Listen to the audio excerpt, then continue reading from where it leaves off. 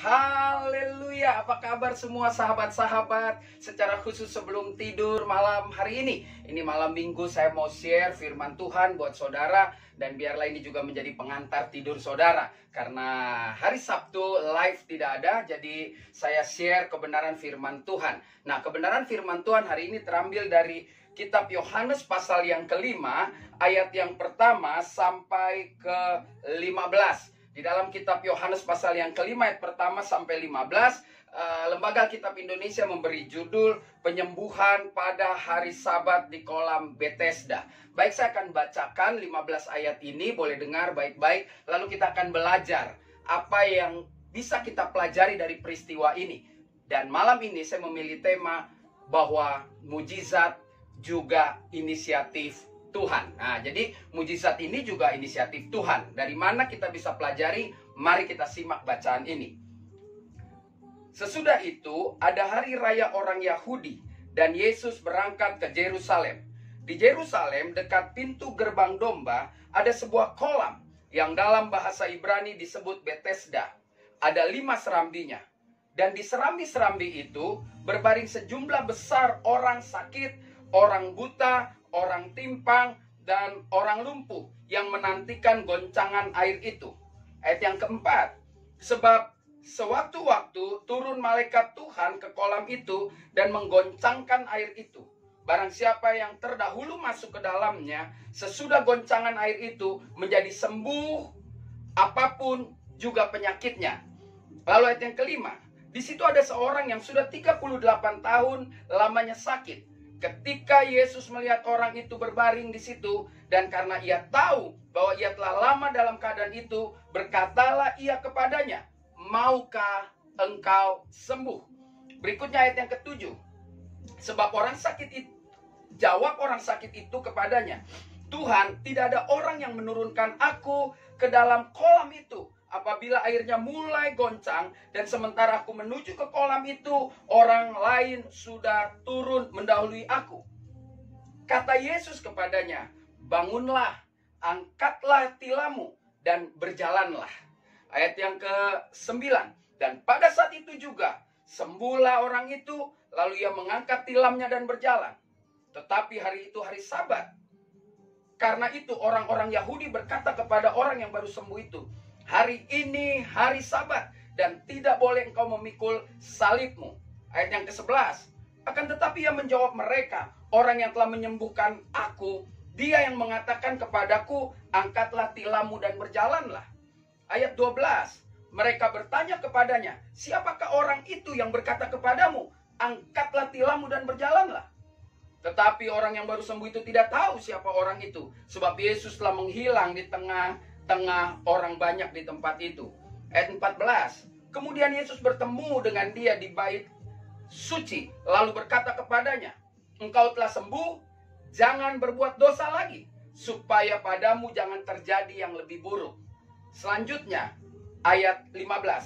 Orang itu keluar, lalu menceritakan kepada orang-orang Yahudi bahwa Yesuslah yang telah menyembuhkan dia. Saudaraku, bagian ini saya sering sekali mengkhotbahkan ketika membawa rombongan menuju ke kolam Bethesda. Dan di sini saya suka share bagaimana hal yang luar biasa terjadi. Saya menyoroti bahwa mujizat ini terjadi, saudara, ada juga inisiatifnya dari Tuhan.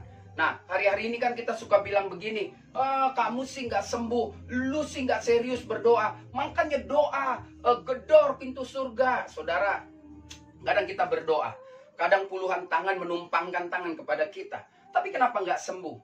Karena kesembuhan itu adalah hak prerogatif Tuhan. Tapi ini yang menarik, Alkitab tidak menulis orang yang tidak bisa berjalan ini, Alkitab tidak tulis loh, dia berdoa gitu, saudara. Tetapi Alkitab menulis sesuatu yang luar biasa. Perhatikan baik-baik di ayat yang ke-6. Ketika Yesus melihat orang itu berbaring di situ, dan karena ia tahu bahwa ia telah lama dalam keadaan itu, berkatalah Yesus kepadanya. Saudara lihat, begitu Yesus melihat orang ini, pada bagian lain Alkitab juga Yesus merasa ada masgul hatinya. Hancur hati Yesus melihat orang ini. Karena orang ini selalu bertarung dan kalah dan tidak bisa menang. Karena ada persoalan dengan kakinya. Dan inisiatif ini, perhatikan baik-baik. inisiatif ini datang dari Tuhan Yesus. Tuhan Yesus bertanya kepadanya, dikatakan, maukah engkau sembuh? Saudaraku, itu sebabnya saya memilih tema bahwa kesembuhan atau mujizat itu juga bisa berasal dari inisiatif Tuhan. Jadi hari ini, apapun masalahmu, kalau belum selesai, entah itu penyakit kah, entah itu pekerjaan kah, entah hal-hal apapun yang mengganggu hidup saudara, lalu saudara merasa putus asa, dan saudara mengatakan, kenapa Tuhan nggak jawab doaku? Belajarlah dari orang yang timpang ini. Terus pasrah. Dan kita lihat di saat yang sudah tidak mungkin, justru Yesus datang menghampiri dan berkata, maukah engkau sembuh? Jadi yang pertama pelajaran di sini adalah bahwa mujizat bisa terjadi. Tidak melulu dari usaha kita, saudara. Karena memang mujizat itu terjadi atas izin Tuhan. Dan peristiwa di Bethesda ini luar biasa sekali. Yesus yang mengambil inisiatif dengan menawarkan, maukah engkau sembuh? Lalu, saudara lihat. Saya bukan bilang Tuhan gak bisa apa-apa. Tapi Tuhan tidak pernah memaksa orang. Yesus berkata, maukah engkau sembuh? Nah, disinilah yang kita bisa lihat apa yang Paulus katakan. Dia mengatakan kita adalah kawan sekerjanya Tuhan, saudara. Jadi ketika Yesus menawarkan, maukah kau sembuh? Lalu orang itu bilang, ya bagaimana kalau malaikat datang dan air mulai tergoncang? Siapa yang nolong saya? Saya nggak kuat, saya nggak bisa lari. Gitu kan. Tapi Yesus lihat. Yesus bilang begini, kata Yesus, bangunlah, angkatlah tilammu dan berjalanlah. Ayat ke-8. Inisiatif Yesus pun juga akan jadi sia-sia kalau orang ini tidak berani. Oleh karena itu inilah yang saya katakan, iman harus bekerja sama juga. Karena hidup ini tidak bisa Tuhan memaksa orang. Hidup ini orang mesti memperlihatkan ketergantungannya kepada Tuhan. Jadi yang pertama kita belajar dari ayat yang ke-6 bahwa mujizat itu terjadi atas inisiatif Tuhan Yesus. Dan yang kedua, mujizat ini terjadi ketika kita mau menjadi rekan, jadi partner Tuhan. Karena waktu Yesus katakan, ayo angkat tilammu dan berjalan. Kalau orang ini ragu, orang ini bilang, oh nggak bisa, kaki saya sakit. Sudah berat, udah tahunan, puluhan tahun. Tapi Alkitab tidak menulis. Dia menolak. Alkitab hanya menulis, dikatakan pada saat itu juga sembuhlah orang itu lalu mengangkat tilamnya. Jadi dalam bahasa gaul, orang perlu punya nyali, saudara, untuk mengalami sesuatu yang hebat, yang luar biasa dari Tuhan. Orang perlu keberanian menunjukkan iman di pergaulannya. Kalau saudara mau merasakan mujizat Tuhan, yang saya percaya mujizat yang terjadi dalam hidup saudara dan saya adalah inisiatif Tuhan, tugas saudara dan saya adalah mengamini apa yang Tuhan rancangkan, Tuhan rencanakan dalam hidup kita. Itu pasti terjadi. Haleluya. Nah, mari kita lihat lagi. Apa yang terjadi setelah itu? Kan kita tahu waktu kita baca, dia mengatakan kepada orang-orang yang mulai menghakimi, dia bilang, saya nggak tahu, ada orang yang tadi suruh saya berdiri, ya saya berdiri, saya bawa tilam saya. Dia kan mau dihukum karena hari Sabat menenteng tilam.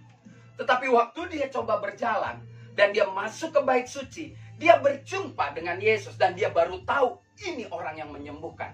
Saudara perhatikan baik-baik pesan Tuhan Yesus. Tuhan Yesus bilang begini, ya,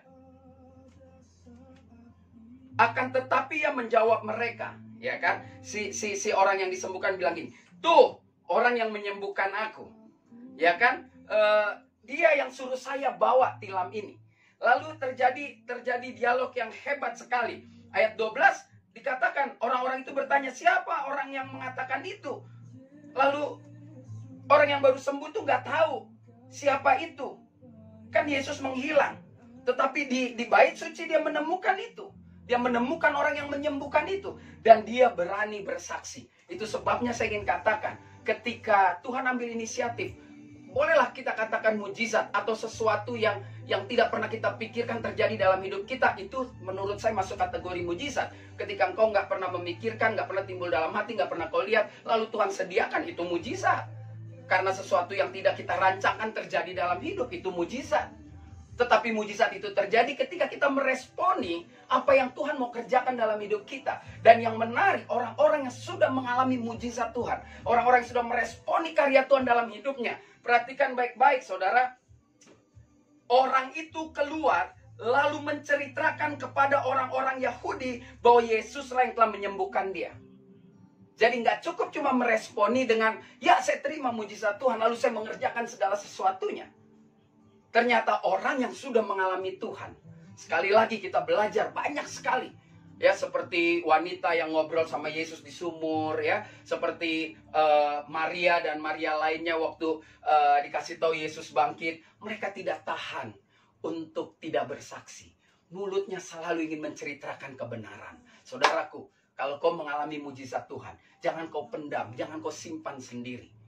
Ingat, mujizat itu inisiatif dari Tuhan. Malam ini, atau hari ini, atau siang ini kalau kau menyaksikannya siang, atau pagi, atau subuh, kapan saja waktu engkau menyaksikan. Kalau Tuhan menawarkan sesuatu kepadamu, maukah engkau sembuh? Maukah kau mengalami hal-hal yang tidak pernah kau pikirkan, tidak pernah timbul di hati, tidak pernah kau lihat? Responi, katakan ya Tuhan. Lalu setelah kau mengalaminya, belajarlah dari orang yang timpang ini. Dia bercerita.